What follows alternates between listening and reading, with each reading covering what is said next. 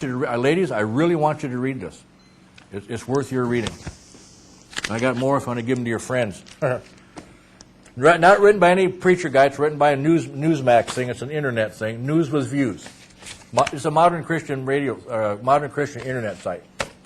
Really good though. Just doesn't go far enough, which is typical. We on? Must be. Yeah. A little bit of review here from Wednesday night. Try to pin it down a little bit more. And that's go to Acts chapter 19. I started off the sermon Wednesday night with just some encouraging comments to the fact that in various verses in the Bible, various verses in Acts, we can learn that with Paul teaching what Paul taught, even though he was treated like he was treated, it says, and here's a couple of references. I won't give them to you, just the verses. Therefore many of them believed, also of honorable women, which were Greeks, and of men, not a few. Another verse says, howbeit certain men clave unto him and believed. Another verse, another chapter. And Crispus, the chief ruler of the synagogue, believed on the Lord with all his house. And many of the Corinthians hearing believed. Another Acts verse. Many that believed came, confessed, and showed their deeds. Acts 28. Some believed the things that were spoken. Some, which is more than one. Acts 11. A great number believed and turned unto the Lord. Acts 13. The deputy, when he saw what was done, he had the visual thing for the Jew thing, believed. And Acts 14. A great multitude, both of the Jews and also of the Greeks, believed. So there are instances in the Bible where many believe what Paul was saying. So we can't let ourselves be discouraged, although we sure do when you get emails like that I got from her. But we're not looking for numbers. And we know that probably the biggest difference between preaching Paul and preaching the Great Commission, the Great Commission wants numbers. I you get tired of Great Commission. Just modern Christianity in general. They just want more people. And we want more changes in our lives. That's what we want. And Paul will be the one to do it. And this reference we did in Acts chapter 19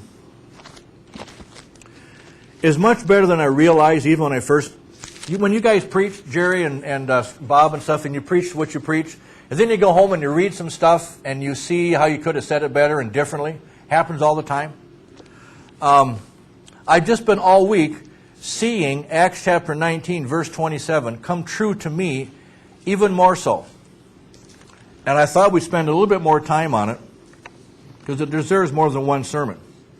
And this whole story here is Paul comes along and he preaches, and this guy Demetrius in verse 24, he's making money off of this stuff. Verse 24, silver shrines, he's a craftsman. And these people are making big bucks, and so Paul comes along in verse 26 and says, and this Demetrius guy says about this Paul hath persuaded and turned away much people, saying that they be no gods which are made with hands. And we talked about, obviously, in Acts chapter 17, Paul says we can't worship God with our hands, things we make and play. Oh, we can't do that. That's not the way God does it. It's to worship Him in spirit, and He's in us. So that's the baloney part they're hearing, the unknown God stuff. But we also had to go to Revelation 18 and see that this is not just a religious thing they're talking about with Diana. Looking at the Roman Catholic Church today, we see where in Revelation 18, the city of Babylon has reached out to the whole world, and it's more than just a religion. It's crafts, it's buying things, and it lists 2 verses of all the things that are purchased. So it's the world. And whether this Roman Catholic Church, whether the Pope is the Antichrist someday, whether the Catholics are going to merge with the Islams, are going to merge with the Jews because we've got Abraham, Jesus, and Muhammad or whatever coming out of Ishmael, which is still Abraham. You know, if they're all going to tie this together someday, and that's going to be the big city, whatever. But we know that it's not just a religious issue. The world must take to this Antichrist in all fashion. You can't buy, trail, or say it anything. You can't do anything. You can't buy, trade, which kills rummage sales. And what else can't you do? What else can't you do? Sell. There we go. Without having that mark. So it's much more than just a religion. So we looked at verse 27. And here's what Paul's people did that made these people so mad. So that not only this, our craft is in danger to be set at naught. That craft was their money making back in verse 25. Our wealth is based on this craft. So whatever it is that, these people that Paul persuaded and turned them away affected them financially. Then we see that also that the temple of the great goddess was despised. These people despised this Diana thing. And then her magnificence should be destroyed. So whatever was going on, these people destroyed the magnificence of it. And that's what we kind of stuck on Wednesday night. And I kept looking, I just kept thinking all day, all week long, I was seeing things that I used to buy. They used to get my money. And they still do. I mean, you buy a video, not only does it go to this store, but the worthless movie stars that are in there, even if it's a good video, goes to the Hollywood crowd. They get our money. If you buy, even just tickets to something. I mean, I know we have to go to the stores and buy stuff. What are we going to do? We can't just grow our own like we used to, like America used to. I know we can't do that. But you know that if you make some changes in your life, and this is what this is all about, right? This is Paul. Is think about what it is in your life that you know you need to change. Turn from this power of Satan unto God. You know it's going to affect some money for some people somewhere. You just know that. So there's one of the things. But that one doesn't bug me as much as this next one, and that's the despise thing. I started thinking this week, and I was going to ask you folks, what do you despise? I got to thinking, well, my name might come up more often than I want to hear it, so we won't go down that line. But I started recognizing things in my life that I have done or I have seen, and I realized that I despise some of this stuff. I despise it. And that's why I'm getting... I used to think it was just getting old and grumpy. It's not. And I'm not pointing to you because you're old and grumpy. But you see things that you wasted in your life, and that you see how it affected somebody else. Remember the thing about the liberty. When we abuse our liberty in Christ, we cause somebody to stumble. If you wear something wrong and somebody sees you wearing something wrong and then they start wearing something wrong, you should be despised at that thing. You should be despised at how you used to dress. We should be despised at how we used to talk. We should be despised at the fun things that we used to do We should be despised at that thing. Because it hurt somebody, it was against God, and it hurt you, it hurt your family, and you still reel with the effects today. And so I've gotten to the point where I'm starting to despise things of my past, or things that I've changed from. And things that I can't change from, you know what it is? I don't despise it yet. I don't despise it yet. I watched a video yesterday of me in my old band directing days at the church back in New York, and the choir and stuff like that, and I enjoyed it because I was thin in those days. But I really realized I despised what was going on now that I've seen it. I despise the teaching of religion that we gave those kids, because I know those kids, and I don't know of any of those kids that are now right with God, or at least right with their Bible, or even interested in their Bible. They're caught up in this modern religion, and a lot of them are musicians, and they're messed up. And see, what's going on in modern religion today, I despise that. People think I may be hard on the Great Commission thing. I despise the Great Commission teaching today. I think it is destructive. It is deceptive, and I think it's damning to our children today, modern Christianity. I despise that thing. So then I started thinking some other stuff, my whole band career, or my teaching career, or different places I lived, or my testimony at times, or whatever, or things that I used to do, and now I don't. I mean, I'll say it again. I mean, the temptation is there is to click that critter on, but I do not want to click that critter on. I do not want to go back to that whole realm of being caught by that thing. And, I mean, she's been gone for a week and a half or 2 weeks, haven't had it on yet. I used to turn it on just because I had to have something on. And I despise that thing. I so badly want to bring that television in here and set it up right here and put a blue tarp down here and bring my shotgun in the middle of this sermon about what I preach about TV and blow that thing to smithereens for the video effect, and that's what I want to do. But next time we get attacked by the Islams, I want to be able to see the news and these war videos and stuff. I haven't even turned that stuff on. I mean, that's a victory for me. That's a huge victory for me. So now I despise that thing, and I could go back to it in a flash. Isn't that terrible? But I despise that thing now. Makes it a whole lot easier not to turn it. Walk over there. I don't need to turn that thing on. It's awfully quiet here. Go kick the dog or something. Do something that's, Go burn the kitchen down with some bacon grease or something. Whatever. And I thought of some, and I'm sorry, but I thought of some things that you folks do. Not in a judgmental fashion. I mean, we're all growing and we're all learning some things. And I know enough about you to know some areas, and you know me too, which is why, anyway. And I see that we don't despise some of the things that we know we shouldn't be doing yet. We don't despise it. We don't hate it.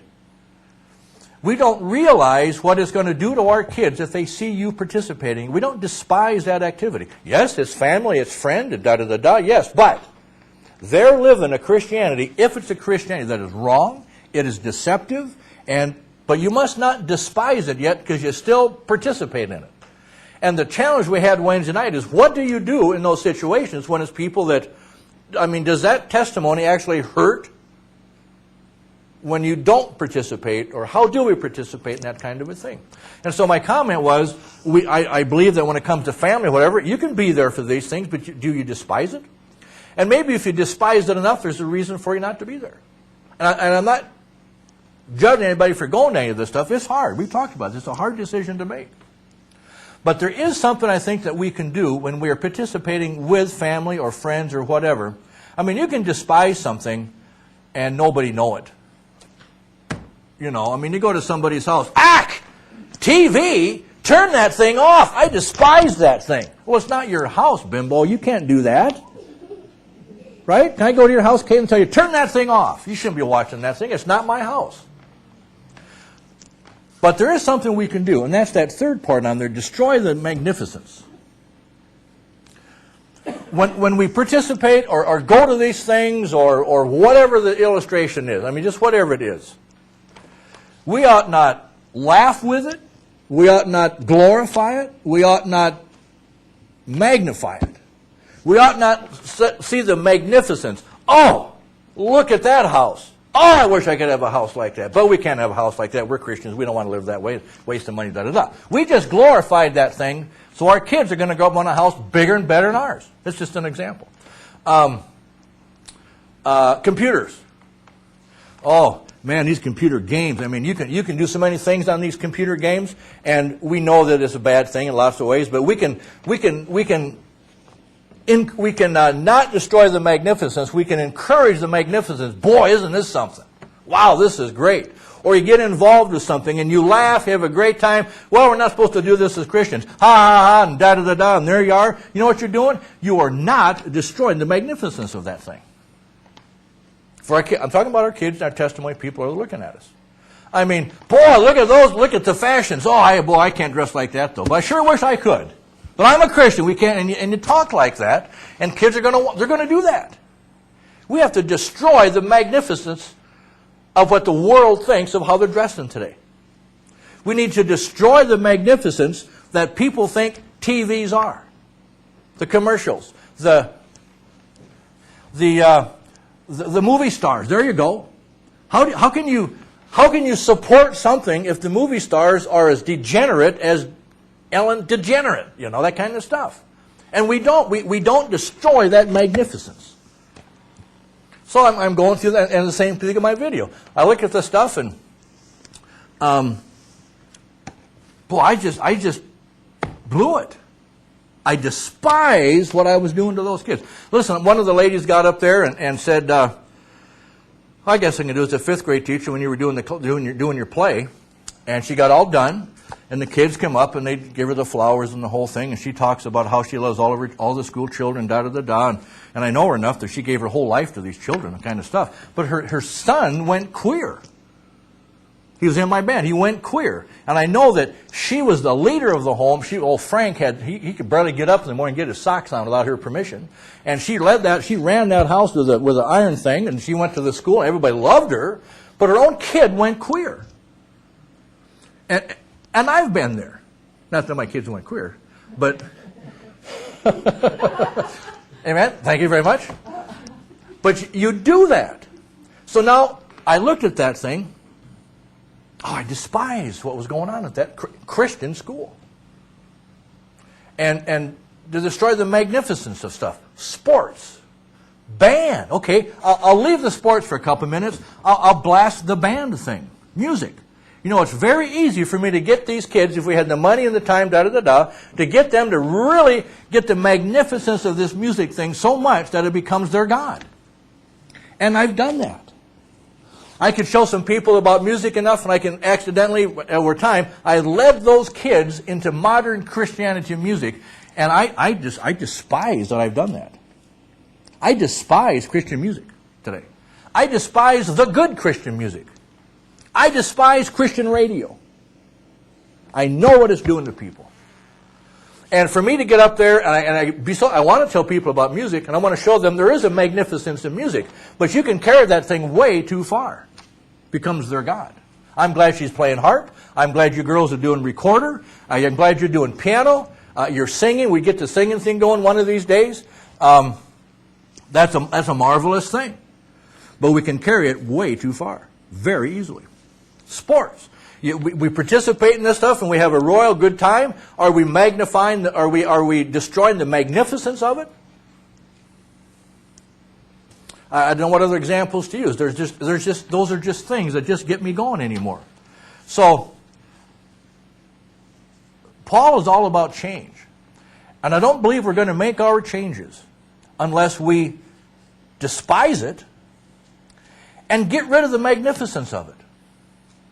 What's so great about television? When you can waste 4, 5, 6, 7, 8, 10 hours a day on that thing. You may have enjoyed it, but look what you just accomplished. And I'm talking from experience, okay? I'm not going after anybody. Complete waste of an evening. I have done that so many times.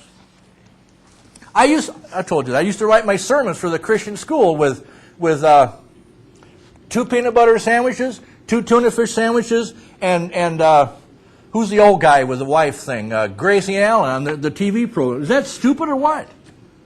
I despise that kind of stuff today. Can you imagine doing that today? You write your sermon with all the stuff going on? Is it any wonder why we can't even think like we ought to? We don't even despise the stuff that's getting at us. And so what about this modern Christianity that is leading everybody to this other Jesus? That's just really starting to torque me out. Is that okay? Torque me out? I despise that stuff. And look at the magnificence of the Christianity today. Look at how these people are living. Look at their happiness, supposedly. Look at their church buildings. Look at their magnificence of the fountains and of the programs they have and the TVs with the Kissioks or whatever those things are in the back hallway. So Kaisoks or whatever. They can walk in. You ever seen them? Airports have them. Kiosks. You walk. Kiosks. There we go.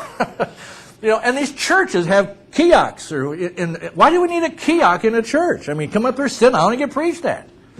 What is that? You're in the back there, and you can watch it from the back. Okay, we'll put a TV in. We got one in the nursery. If you don't like me, go down to the nursery, and you can get a real cold presentation. And I'm starting to despise this stuff. The mail I get every day about what's going on I just despise this stuff. I'm no longer nice to these people selling me things over the phone. These Bible study programs for your kids. Man, we're King James only. We're doing fine with the Bible. That kind of stuff. And the magnificence of it. What is it that you can't get rid of that is so, what would they say, Dad blamed? Dad blamed magnificent about it that we can't quit doing it. Oh, it's the flesh. Paul went through the whole thing. I know that. I know that. Is that dad blamed okay? That's probably not okay, is it? Is it okay? Is that dad gummed? Well, dad doesn't gum till later. We'll be gumming eventually, but here's the other opposite thing. Look at Romans chapter 2. Now is that enough? Is my point made about this? Is what we need? We need to despise this stuff that's going on. Mom says it's not okay. Well, yeah, we try to stay away. I'm trying to stay away from the slang things of the world, yeah. So, where have I heard that? That's, yeah. 2,000 miles away and I can't even get away with a dadgummed or whatever, We're growing. Yeah, we're growing.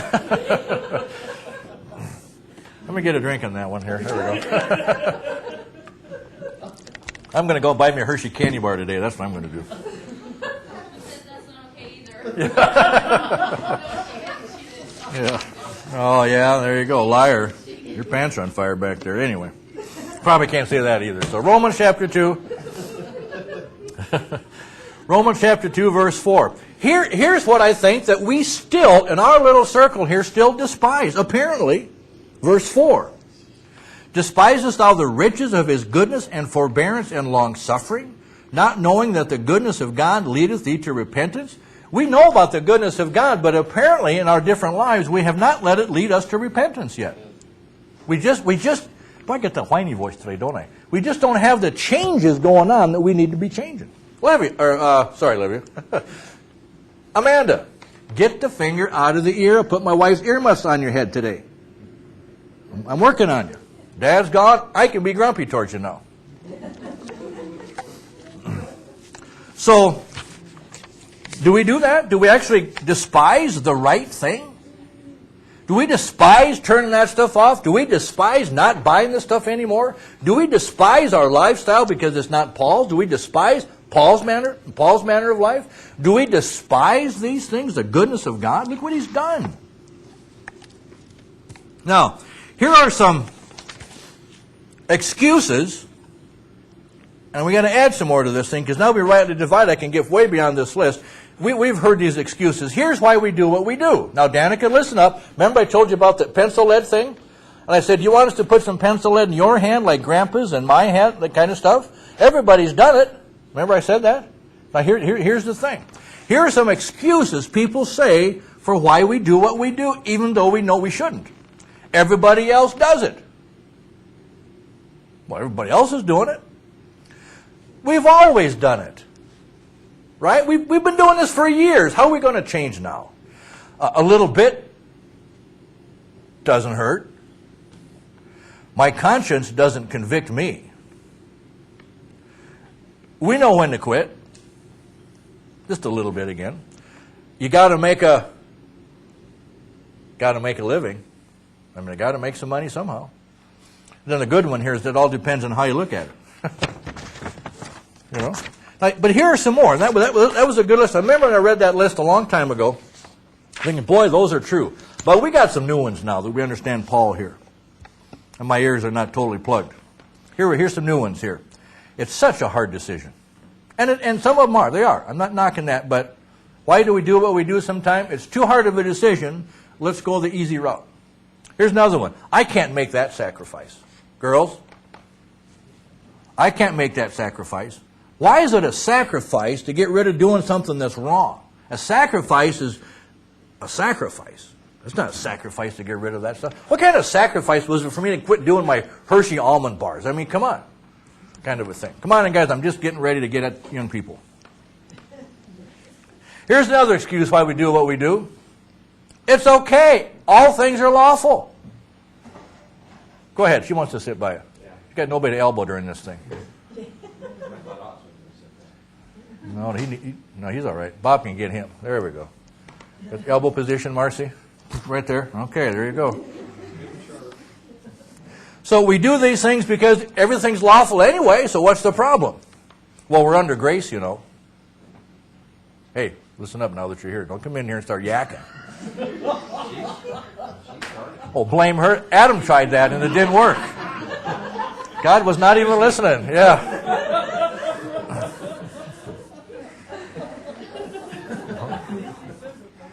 We'll start this over. Turn to Acts chapter 19. You need to hear the whole thing anyway, so here. Here's another one. I'll confess it later. When we know that's not necessary, but still, we'll just tell Jesus later. I didn't really know I shouldn't have done that, but I'll tell you later. I saw someone else do it. Well, why can't I do it? So I was, well, Pastor, hey, come on, he was doing it, so why can't I do it? That's why Jerry's talking to Nancy. Now Nancy's talking to Jerry, because see, Marcy was talking to Louie. Now Nancy thinks she can talk to Jerry. Go ahead, ladies. Yak to your husbands. Anyway.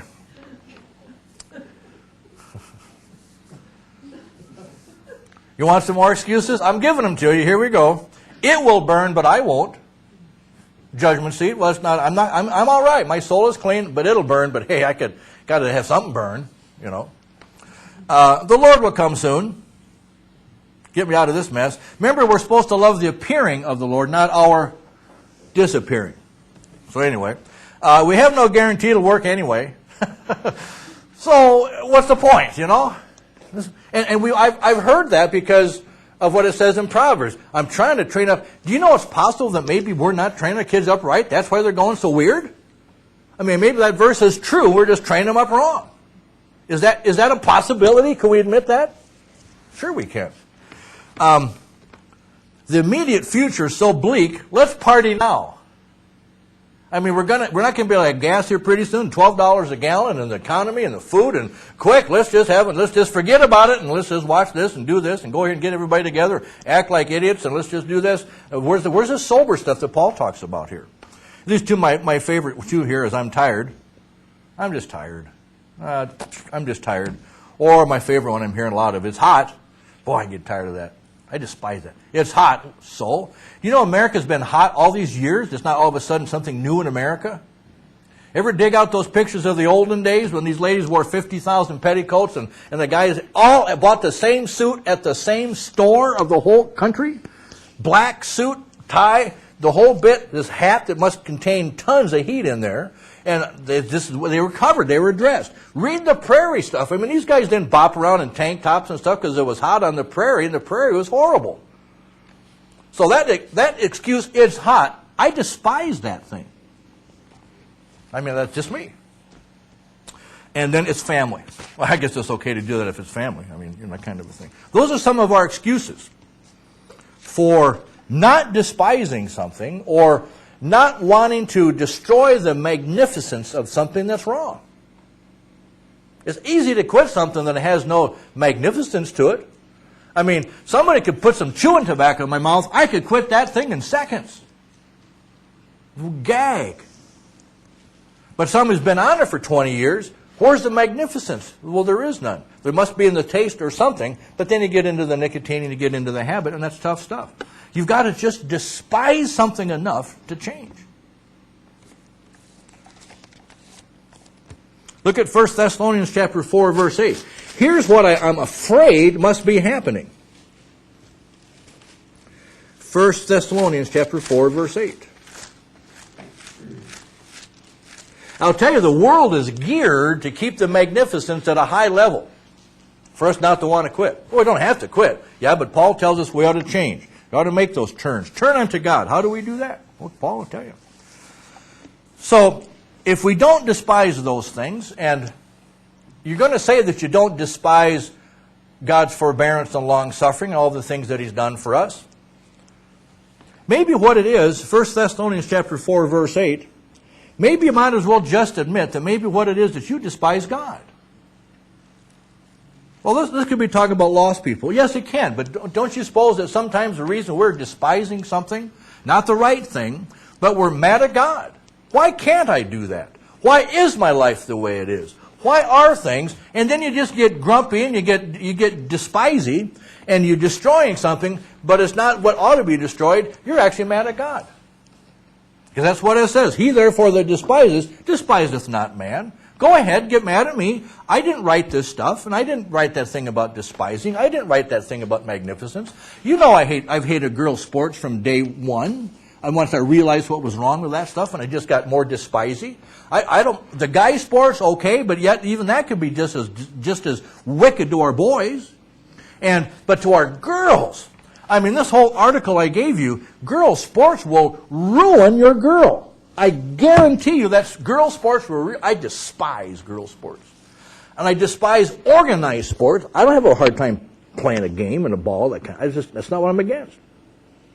But what is it going to do to our girls? And it isn't just the sports, it's the schools. It's the way people want your kids to be. You can't even buy them clothes anymore. She's kept a bunch of baby clothes so she can have her kids dressed up to look like spider girls all their life. That's the way you do things. You got to despise something. But are you just mad at God? Are you mad at me for preaching this stuff? I mean, this is real stuff. No, you're probably just mad at God. He wrote the book.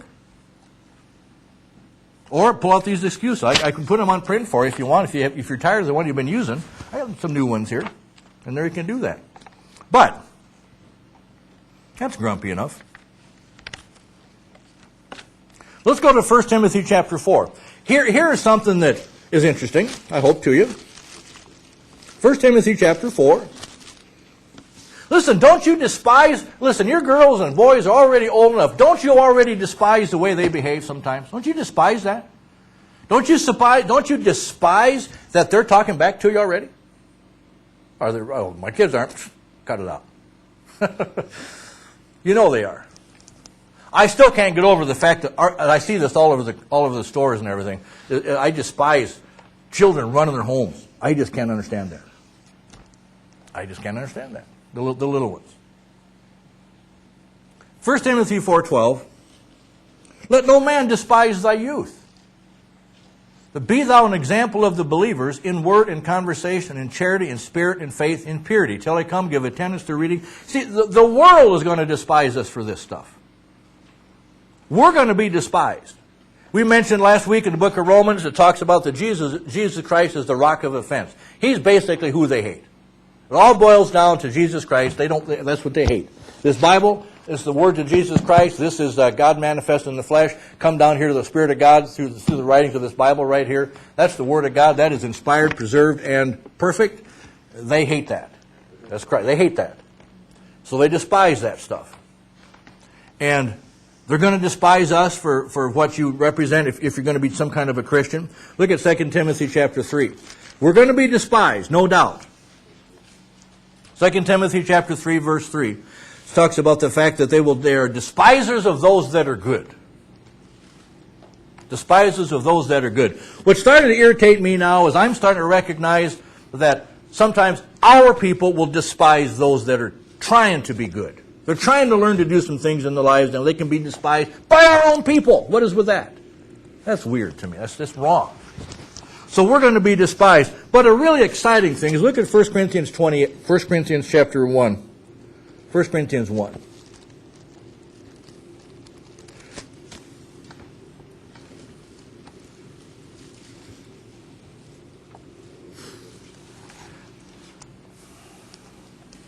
According to the world, we're nothing. They're not interested in us.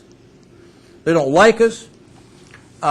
Here's one in the news yesterday. The Subway is not going to some kind of a contest. I guess who could eat more sandwiches or something. I'm not sure what the deal is. Some kind of a schooling. Forgot already what it's about. But they will not allow homeschoolers in this one. I mean, they publicly say homeschoolers not allowed. Well, they probably won't get away with that. Some will probably sue them and everything. But you know that this world hates people trying to do right. Why do they hate about homeschooling? Well, A, they're not getting your kids to corrupt, and they don't like the fact that you're going to teach your kids because they know what you're going to teach them. Teach them about God. Teach them what's right. Teach them knowledge. So, 1 Corinthians 1:28 says this: base things of the world and things which are despised hath God chosen. Isn't that amazing? It's not the things that we are to despise in this world. It's the things that the world despises. That's us. He's chosen us, not as Jews. He's chosen us here to do the preaching and to teach people about these things. Who are you? Come on, who are you? Who am I? People still ask me, where'd you go to school? I tell them, Wilson Elementary School. You know, that really scores a lot of points. I mean, I don't have a Bible education, folks. I mean, I really don't. I've read a lot of stuff. I've read a lot of junk for all those years, and now just recently this thing got exciting. I've got nothing on me. Music teacher.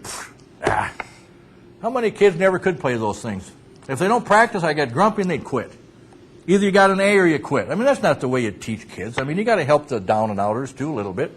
I don't know, I just wanted to have them practice and do stuff. So, but there's no great music teacher there. What else have I got going on? Well, I can mow the lawn. I can use a weed eater. You want to get rid of your flowers? I'll get rid of your flowers in 5 minutes or less.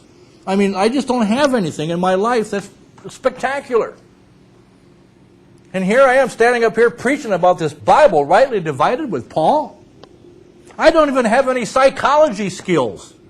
I can't even come over and pat you on the back and say, you know, you're doing really well. I can't even do that.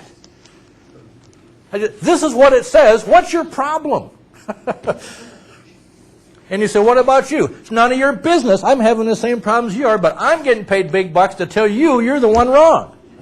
If I'd have known that when I was a kid, that's a great career to look for. Go out there and be critical and get paid for it. I would love to have a critical review of modern Christianity in the paper every week. Oh, I'd love to have something like that. I can't even write. So I can type. So what? I'm tired of typing. I mean, base things, despise, and yet they despise us over here. For that lady to write to me and tell me that the NIV Bible, she's happy with it. The words are different, but hey, I know what God means. You don't know what I wanted to write back in those days, you know. I can't even, there's no point of, I can't even shoot a gun without hitting something wrong. Won't go there. I'm not the worst one in here, but pretty close. Hunt. Who wants to go hunting? I want to shoot something to kill it. I don't have anything. I'm just nothing. Don't go physically. I mean, that's even worse. I am a thorn in the flesh. You know? And look what God's having us do here. Who are you? Who are you? And you're despised? Oh, I'm sorry. We're going to be. The thing that gets me is when we're trying to do something right and we're despised by us. That's what bugs me too. Anyway. So here's Paul. Look at Titus chapter 2. Here's Paul telling us, listen, we're going to be despised, but God's going to use you. Look at Titus 2. In fact, if you want to serve God, you got to be willing to be despised. If you want to do right as a Christian with the Paul thing and you want to be despised, come on, you're in the wrong building here this morning. Look at Titus chapter 2. Again, verse 15. How about having a mind and a conscience that is defiled? Unto the pure all things are pure, but unto them that are defiled and unbelieving is nothing pure, but even their mind and their conscience is defiled.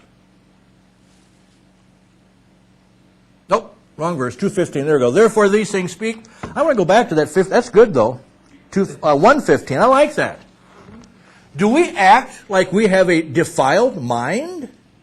Sometimes I want to say to us people, excuse me, what is the matter here? You don't see what you're doing or the hassle you're putting out? I don't understand that. Anyway, that was just a freebie. 2:15, here's what we're supposed to do. These things speak and exhort and rebuke with all authority. Well, how many friends are you going to get with that? And I know you know this stuff. My point this morning is we just don't despise what we ought to despise. And we don't destroy the magnificence of what we still appear to think it must be magnificent.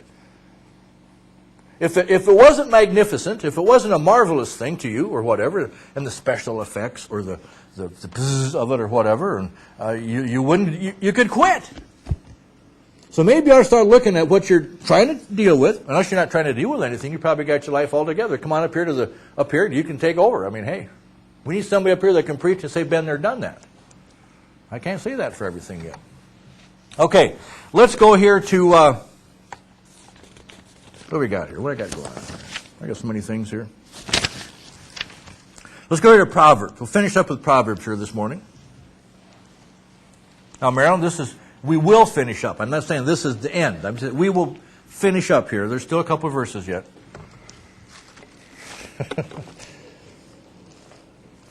Proverbs chapter 3, verse 11.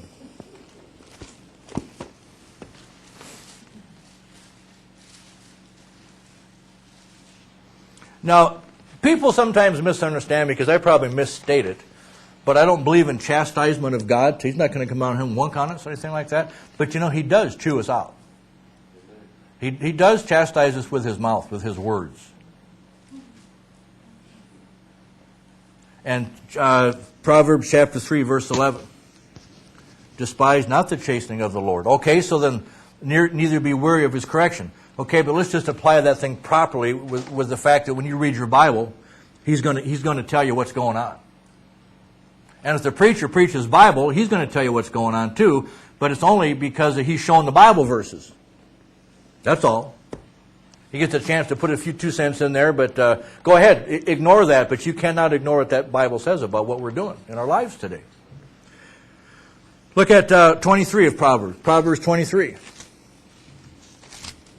So let's not despise what this Bible tells us. Let's not despise the long-suffering of God and what He's done for us and the fact that He's told us through Paul in this King James Bible. Let's not despise that. Let's not despise His chastening, because what's the Scriptures all about? Doctrine. Then what? Reproof. Then what? Correction. Let's have a good time with that one.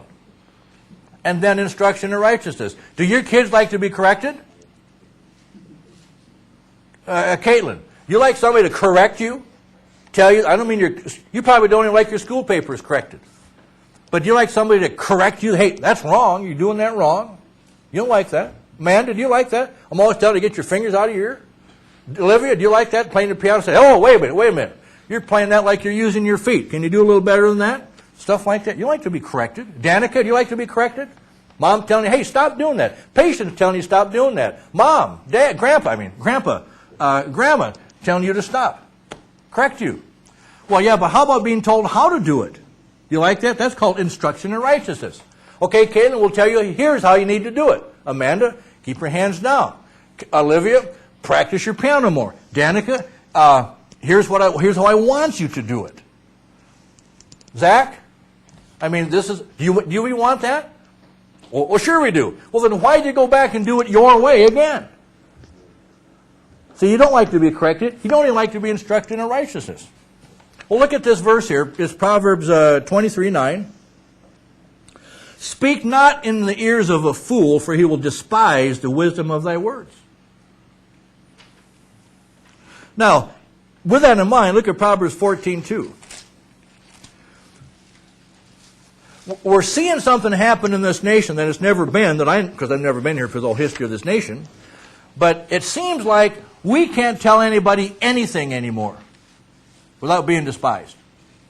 What are we doing? We're talking to a fool. Our country has gone foolish. It doesn't want to hear this stuff anymore. So you're going to be despised as your words will be despised. Proverbs 14, verse 2. He that walketh in his uprightness feareth the Lord, but he that is perverse in his ways despiseth him. Despiseth who? He that walketh in his uprightness. If you're going to try to change some things in your life, you're going to be despised. That's just the way it is. Get over it. That's just the way it's going to be.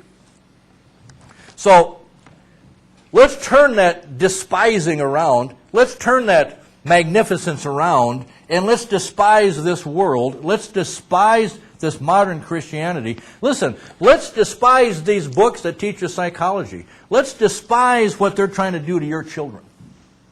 Let's despise what's going on in your home that's ruining your children. Let's quit blaming the world out there or me, and let's start despising what we're doing in our own homes. Listen, is there some magnificence going on in our home that shouldn't be there? It's worldly magnificent? Then toss it. Because your kids are not going to have that magnificence destroyed, and they're going to be these modern Christians. This modern Christian, what's going on out here is magnificent to people, and our kids cannot be taught that. It is wrong, it is a lie, it is deceptive. And the happiness that those people look like they have, it's a lie. They need to learn that. Well, how are they going to learn that if you just tell them? You can't just tell them. You've got to have it in your life. It's got to be you. Love thy neighbor as who? Thyself. If we can just despise these things, what was the last verse we talked about Wednesday night? It was that we can prove things acceptable in the Lord, and it says we have to be what? Sincere. We talked about that Wednesday night. Listen, if you're sincere, people, you know you mean it. And when somebody's sincere, it's your manner of life. It isn't something that you're just trying to fight and stop doing. If our kids know that we're trying to stop doing something and it's so hard, then what are they going to see? Are they going to see the hard part of stopping? No, they're going to see, why can't we stop it? There must be something good about it. Otherwise, we could stop. Do you ever wonder why kids go the way they go? Why did you go the way you went? What is it about your parents that they caused you to stumble over? Or what is it that your parents taught you that now you're trying to get over? Why did you do it in the first place? It must have been magnificent because your parents did it. Now I'm going to do it. Now you can't get out of it. Or whatever. Whatever. Now, if we think that we're talking to fools in this world, which is what the Bible says there in Proverbs, look at Romans chapter 1, verse 28. Almost, Marilyn, we're almost done. We're getting there. We're driving up the driveway now. The garage door is having a hard time getting up, but we'll get it up here in a minute. This is this reprobate mind, Romans 1:28. And we're always talking about how this country has gone reprobate. I mean, it's almost like, why even witness? Which sometimes that'd be another excuse. Why should I even give somebody a tract? Why should we even do the balloon? Well, we know why we're supposed to now. Why should I change? What good is it going to do? Well, man, hope that's not an excuse. 1:28 tells us that God gave these people over to a reprobate mind. That's pretty serious. Your mind is no longer reachable. You're done. You're putzed. And I was curious about the rest of the verses on the word reprobate. There's 4 more verses on reprobate, and you know who they're being referred to? Well, you would think, well, if he's talking about the reprobate world, of course he must be talking about these worldly, perverse people out there that have a reprobate mind because they're not even interested in God. No, he's talking to Christians. He's challenging Christians in Paul's books to make sure that you're not thinking like a reprobate. A mind that doesn't even have any clickers going on in there. Gooners, I guess, right? I probably shouldn't use the gooner thing because that's not what we're talking about here. A mind that is totally gone. Well, maybe we are. Nah. But he tells us, know ye not your own selves, how that Jesus Christ is in you, except ye be reprobates. You've either got Jesus Christ in you and you're going to start doing some things and thinking, rightly divided Bible. Listen, you're catching on to this thing. So why do we think like a reprobate? So what are you saying? He says, by trust ye shall know that we are not reprobates. Is Paul and Timothy and these guys, are they reprobates? Are their mind worthless? No, not at all. He says in Timothy, note, as Jannes and Jambres, or whatever, withstood Moses, so do these also resist the truth. Men of corrupt minds reprobate concerning the faith. And when you go through that list of who those people are, that is a lot of Christians. Modern Christians who criticize the Word of God, like that lady that doesn't want to, she still likes NIV. She's reprobate concerning the faith. Well, now that's going to bring friends. She'll come back to our booth next year. I forget. He's the boss. That's what she told me. Could that possibly be us? Can we be so against what we should be doing and the truth in this Bible and quit all this kind of stuff because we're actually a reprobate? Then he says in Titus, these people profess that they know God, but in works they deny Him, being abominable and disobedient, and unto every good work reprobate. Are we having such a hard time with Paul's way within our families and personal lives here that we're unto every good work reprobate? I mean, are we that bad off today? Are we just like we said in Sunday school, like the people under Malachi?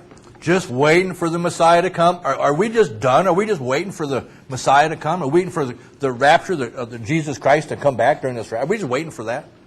Are we going to struggle with the farm and struggle with the equipment? We're going to struggle with our jobs and goats and everything. And boys, we're going to make it as long as we can, keep your kids going. And we're just going to struggle this thing as long as we can. Work with the vets and just make this thing work until the Lord comes back. What if he doesn't come back and we all got to go through this mess that's coming up? I read in the news the other day that they're putting a bill through the House, or the House I think it is right now, that will demand fingerprints from everybody. They're into the fingerprint thing now.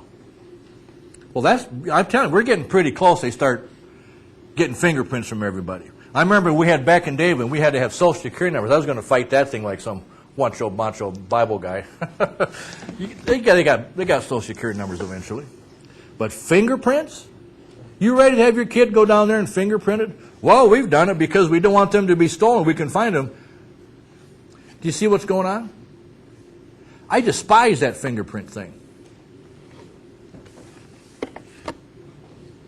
We need to despise the right things. Anyway, there you go.